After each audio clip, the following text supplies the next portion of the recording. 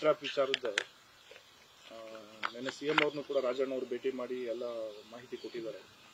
ಡಿಜಿಗೆ complaint ಕೂಡ ಸೂಚನೆ ಕೊಟ್ಟಿದ್ದಾರೆ. ತಮ್ಮನ್ನ ಏನಾದರೂ ಭೇಟಿ ಮಾಡಿ? ಇಲ್ಲ, ನನಗೆ ಅದರ ಬಗ್ಗೆ ಯಾವುದೇ ಹೆಚ್ಚಿನ ಮಾಹಿತಿ ಇಲ್ಲ.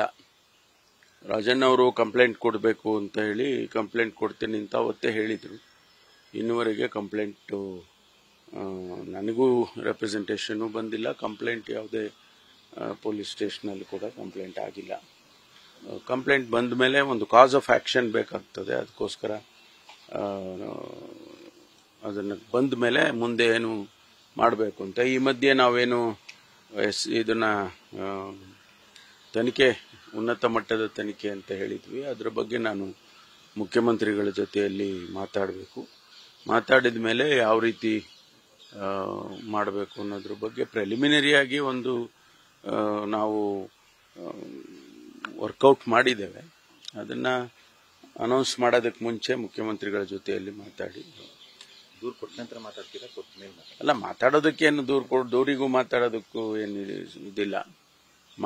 ಮಾತಾಡಿಕೊಂಡು ಅವರು ದೂರು ಬಂದ ನಂತರ ಸಿಬಿಐ ಕೊಡಿ, ಸಿಟ್ಟಿಂಗ್ ಜಡ್ಜ್ ಕೊಡಿ ಅಂತ ಬಿಜೆಪಿ ಅವರು ಆರೋಪ ಮಾಡಿದ್ದಾರೆ. ಅಲ್ಲ, ಅವ್ರು ಕೇಳ್ತಾ ಇದ್ದಾರೆ.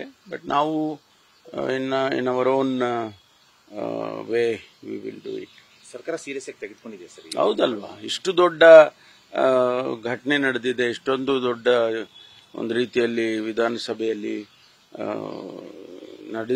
ನಡೀದೇ ಇರೋದೆಲ್ಲ ನಡೆದು ಹೋಗಿದೆ.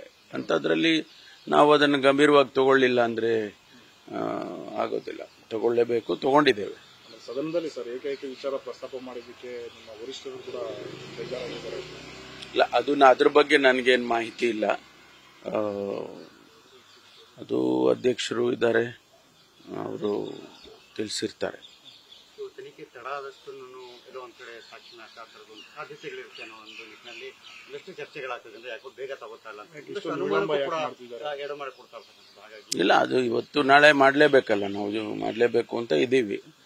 ಅದನ್ನ ಕಂಪ್ಲೇಂಟ್ ಡಿಲೇ ಆಗಿದೆ ಅನ್ನೋ ಕಾರಣಕ್ಕಷ್ಟೇ ಬಿಟ್ಟರೆ, ಇಲ್ಲಾಂದ್ರೆ ನೆನ್ನೆ ಅನೌನ್ಸ್ ಮಾಡ್ತಾ ಇದ್ವಿ. ಎಲ್ಲೋ ಒಂದ್ ಕಡೆ ಸರ್ 48 ಜನ ಅಂತ ಹೇಳ್ತಿದ್ದಾರೆ. 48 ಜನರ ಹೆಸರಿದೆ, ಅದರಲ್ಲಿ ಸಿಡಿಗಳಿವೆ, ಪೆನ್ ಡ್ರೈವ್ ಇದೆ ಅಂತ. ಆ ವಿಚಾರನೂ ತನಿಖೆ ಮಾಡ್ತೀರಾ? ಇಲ್ಲ ರಾಜಣ್ಣ ಕೇಸ್ ಗೊತ್ತಿಲ್ಲ ನಮಗೆ. ಅವರು 48 ಹೇಳಿದ್ದಾರೆ. ಎಷ್ಟು ಸಂಖ್ಯೆಗಳು ಅವೆಲ್ಲ ನಮ್ಗೇನು ನಾವು ಊಹೆ ಮಾಡೋಕ್ಕಾಗೋದಿಲ್ಲ. ಇಂತಹ ಕೇಸಸ್ ಅಲ್ಲಿ ನಾವೆಲ್ಲ ಸ್ಪೆಕ್ಯುಲೇಷನ್ ಮಾಡೋಕ್ಕಾಗಲ್ಲ. ಸರ್, ಇನ್ನೊಂದು ಪ್ರಮುಖವಾಗಿ ಏನಂದ್ರೆ ದೂರು ದಾಖಲಾದಂಗೆ ಒತ್ತಡಗಳನ್ನ ಏರ್ತಾ ಇದ್ದಾರೆ ಅಂತಕ್ಕಂಥ ಒಂದಷ್ಟು ಬಿಜೆಪಿ ಅವರ ಆರೋಪ. ಗೃಹ ಸಚಿವರ ಮೇಲೂ ಸಿಎಂ ಮೇಲೂ ಕೂಡ ಒತ್ತಡ ಆಗ್ತಿದ್ದಾರೆ. ನನಗೆ ಯಾರು ಮಾತಾಡಿಲ್ಲಪ್ಪ, ನನಗೆ ಯಾರು ಮಾತಾಡಿಲ್ಲಲ್ಲ. ಹೈಕಮಾಂಡ್ ಮೂಲಕ ಒತ್ತಡ ಹಾಕ್ತಿದ್ದಾರೆ. ಇಲ್ಲ, ನನಗೆ ಯಾರು ಮಾತಾಡಿಲ್ಲ. ಹೈಕಮಾಂಡ್ನವರು ಮಾತಾಡಿಲ್ಲ, ನಮ್ಮ ಯಾವ ಸ್ನೇಹಿತರು ಮಾತಾಡಿಲ್ಲ, ಮತ್ತೆ ಯಾರು ಮಾತಾಡಿಲ್ಲ ವಿಷಯದಲ್ಲಿ. ನ್ಯೂಸ್ ಫಸ್ಟ್, ನಿರ್ಭೀತಿಯಿಂದ ನಿಮ್ಮ ಪರವಾಗಿ.